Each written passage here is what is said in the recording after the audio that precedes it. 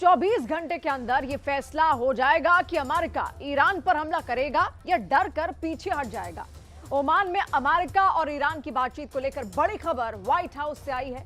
Trump ने कह दिया है अगर ईरान पर हमला करना पड़ा तो इसमें पहला अटैक इजरायल करेगा।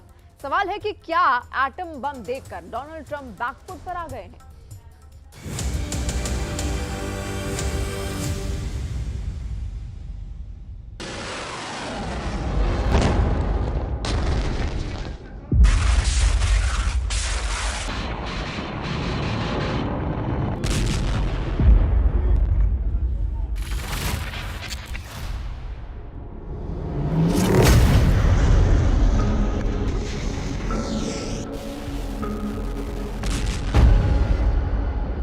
अभी तक तो सिर्फ आजमाइश थी, लेकिन जल्द ही ये असली युद्ध में तब्दील हो जाएगी।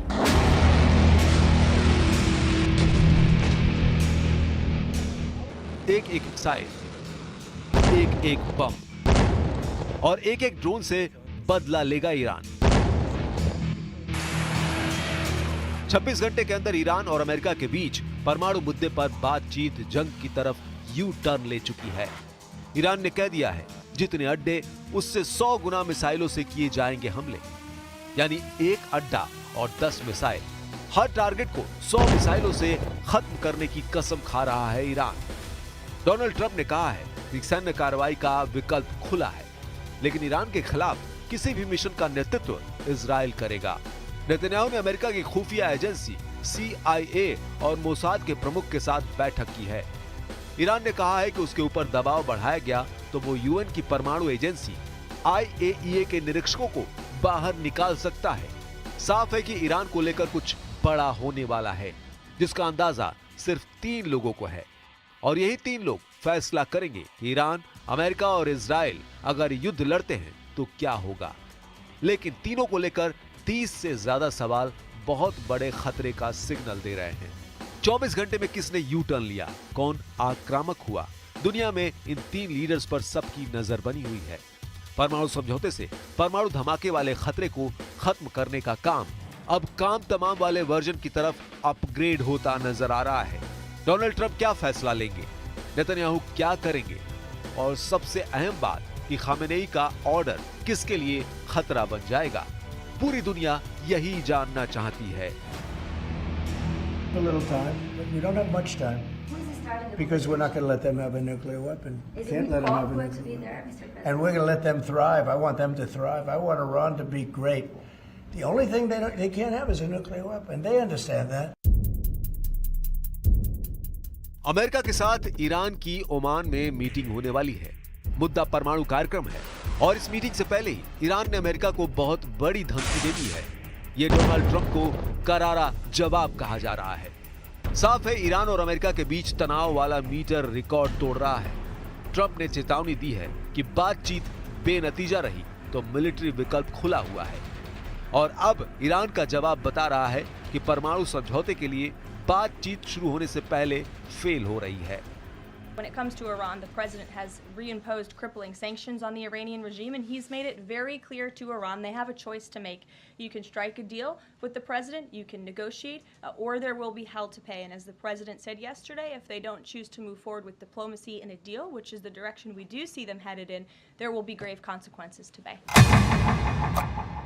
व्हाइट हाउस की प्रेस सचिव कैरोलिन लिवेट को ट्रंप बहुत समझाकर मीडिया के सामने भेजते हैं, और कैरोलिन भी उतना ही बोलती है जितना ट्रंप बताना चाहते हैं।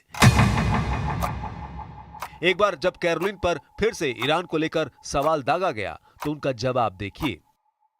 We're hearing some pushback from Iran now saying those talks will be indirect. Can you clarify? They will be direct talks on Saturday, and I won't get ahead of the president on any further details.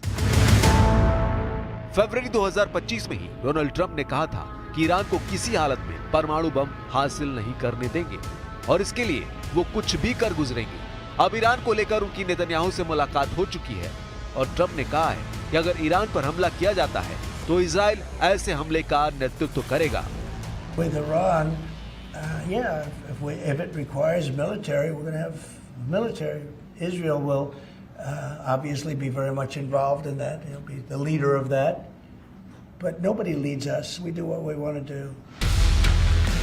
सवाल है कि क्या America Iran पर खुद पहला हमला नहीं करना चाहते हैं, या फिर उनको डर है कि अगर ईरान से काउंटर अटैक हुआ तो सबसे पहला टारगेट खाड़ी देशों में उनके मिलिट्री अड्डे पहले बनेंगे। इजराइल पर जवाबी हमला बाद में होगा। در منطقه حداقل در اطراف ایران 10 پایگاه دارن، 50,000 نفر نیرو هم دارن، یعنی در یک اتاقک شیشه‌ای نشستن. کسی که تو اتاقک شیشه‌ای هست سمت کسی سنگپرانی نمیکنه. ट्रंप को डर है कि ईरान अगर परमाणु बम बनाने में कामयाब हुआ तो अमेरिका और इजराइल के लिए बड़ा खतरा पैदा हो जाएगा। इसकी पूरी गारंटी है। इजराइल भी एक अघोषित परमाणु पावर है, वो इसका दावा नहीं करता, लेकिन कई अंतर्राष्ट्रीय संस्थाओं की रिपोर्ट है कि इजराइल के पास 100 एटम बम है। लेकिन अब ईरान ने परमाणु बम बनाया तो तेल अवीव और तेहरान की टक्कर पूरी दुनिया के लिए खतरा बन सकती है।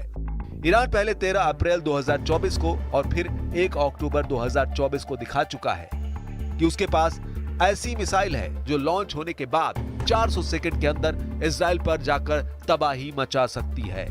ऐसे में ईरान का एटम बम या कहे कि उसके तमाम परमाणु ठिकाने फौरन तबाह कर दिए जाएंगे। यही इजराइल का फोकस होगा। ईरान अपना अंडरग्राउंड मिसाइल अड्डा दिखा चुका है, ड्रोन वाली सुरंग दिखा चुका है और मिसाइल टेस्ट तो लगातार होते ही रहते हैं। इस सब के बीच पश्चिम एशिया में अमेरिकी सेना की गतिविधियां भी बता रही हैं कि डोनाल्ड ट्रंप और बेंजामिन नेतन्याहू दोनों इस वक्त ईरान को लेकर बहुत आक्रामक हैं। दोनों चाहते हैं कि ईरान का परमाणु कार्यक्रम खत्म कर दिया जाए, फिर वो दबाव से हो या फिर बमबारी से। अभी ईरान ने 6 स्पॉट पर न्यूक्लियर रिएक्टर लगाए हुए हैं, लेकिन इनमें से 2 अहम साइट है। पहली जगह है नतांज और दूसरी जगह है फोर्डो। यहाँ है अंडरग्राउंड न्यूक्लियर साइट जहाँ ईरान सबसे ज्यादा गुणवत्ता का यूरेनियम संवर्धन करता है। इजराइल और अमेरिका चाहेंगे तो वो पहली फुर्सत में ईरान के इन परमाणु अड्डों को एयर स्ट्राइक करके तबाह कर देंगे। ये वो जगह है जहाँ बेहतर क्वालिटी यानी बम बनाने के लिए बेहतर यूरेनियम तैयार किया जाता है। इजराइल ने लेबनान और गाजा में अब तक जो बमबारी की है, इसके जरिए नेतन्याहू ने यह भी दिखाने की कोशिश की है कि उनके बम कितने ज्यादा खतरनाक हैं। इजराइल जब अमेरिका से मिले बंकर बस्टर बम मारता है तो क्या होता है, ये बम कितनी बड़ी तबाही मचाते हैं। गाजा से लेकर बेरूत और सीरिया में भी ऐसे धमाकों ने बताया है कि इजराइल को मिले बंकर बस्टर बम कितने ताकतवर हैं। लेकिन ऐसी बमबारी करने से पहले ट्रंप और नेतन्याहू को 100 बार सोचना होगा। ईरान कह चुका है कि उसके परमाणु अड्डे पर हमले का मतलब है वर्ल्ड वॉर। ईरान ये वार्निंग बार बार दे चुका है और लगातार दे रहा है।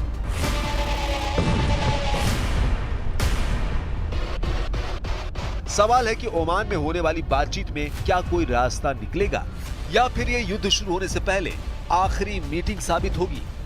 It is a meeting to determine whether or not the Iranians are serious. And so that clearly would be the goal of that singular meeting and effort. As far as the arrangements or what the rooms are or who's in which rooms, I don't have that for you and I'm not going to speculate.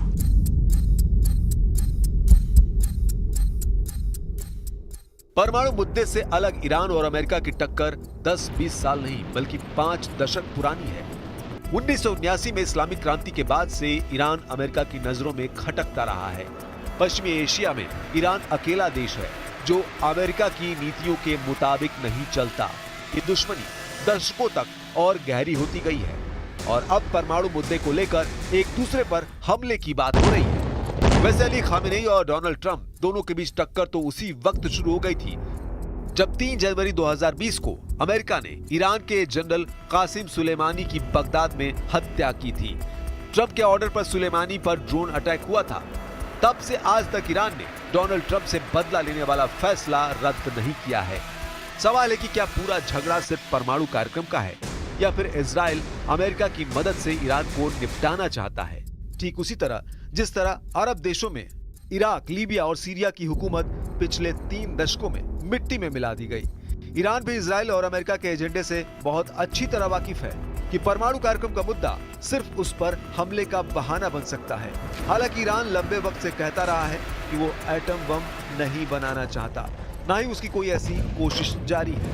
राष्ट्रपति Masoud Pezeshkian 9 अप्रैल को Tehran में एक प्रदर्शनी में गए। इसमें Iran की परमाणु उपलब्धियों पर चर्चा भी हुई। ईरान के राष्ट्रपति ने फिर वही दोहराया जो उसका आधिकारिक रुख है। همونجوری که مقام معظم رهبری فرمودن غیر مستقیم و با عزت و سربلندی و هر ضمانتی برای این که لازم باشه که ما به دنبال بمب هسته‌ای نیستیم. هر وقت 10 بار 100 بار 1000 بار اومدم بررسی کردم بازم بیام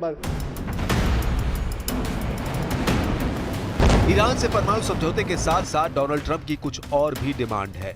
वो चाहते हैं कि ईरान के मददगार हर मिलिशिया का अंत हो, फिर चाहे उसमें हमास, हिजबुल्ला, हश्द अल शाबी और हूती क्यों न हो।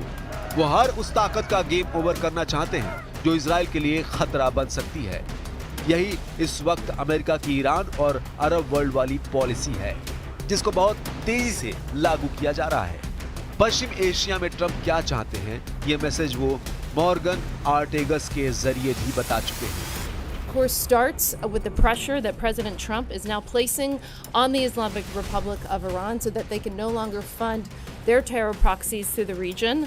And we will be working again to make sure that the Islamic Republic of Iran doesn't achieve a nuclear weapon, and also that they are unable to inflict chaos and harm into this country and to so many other countries around the region, which they were allowed to do for decades. Iran को लेकर Trump की नीति साफ है और ये उन्होंने Yemen में दिखाने की पूरी कोशिश की है। यमन के हुदैदा इलाके में अमेरिका की बमबारी में 10 लोगों की मौत हुई है, जबकि 16 लोग घायल हुए हैं। अमेरिका का दावा है कि उसने 7 अक्टूबर 2023 के बाद से अब तक यमन में 200 बार हमले किए हैं और हुती सरकार का दावा है कि इन हमलों में 107 लोगों की मौत हुई है। लेकिन सवाल है कि क्या यमन पर जिस तरह से हमले किए गए हैं, क्या ईरान के खिलाफ ऐसी एयर स्ट्राइक की जा सकती है, वो भी बिना किसी काउंटर अटैक के। अमेरिका और इजराइल के विमानों के लिए ईरान की तैयारी को जरूर देखिए, क्योंकि ईरान की एयर पावर चौंका सकती है।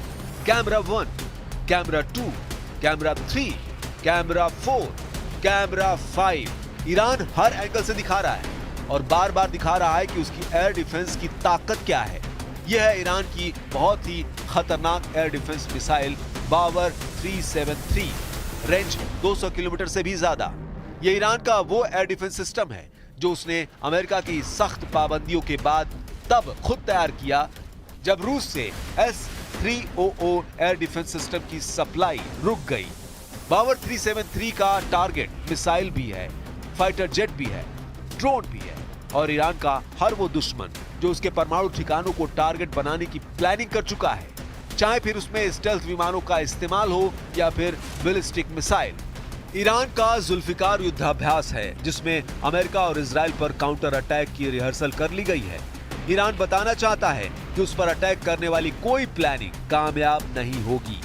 आखिर क्यों कहा जा रहा है कि अमेरिका और ईरान की बातचीत बिगड़ी तो उसके बाद अगले 24 घंटे पूरे पश्चिम एशिया के लिए बहुत खतरे वाले हो सकते हैं। इसमें कोई शक नहीं कि ईरान के परमाणु ठिकानों पर इजराइल और अमेरिका की नजर टेढ़ी हो गई है और ईरान ये भी बार बार बता रहा है कि अगर उस पर हमला हुआ तो अमेरिका और इजराइल बहुत ज्यादा पछताएंगे। वैसे ईरान के लिए चीन आगे आया है और उसने ट्रंप के खिलाफ एक चेतावनी जारी कर दी है।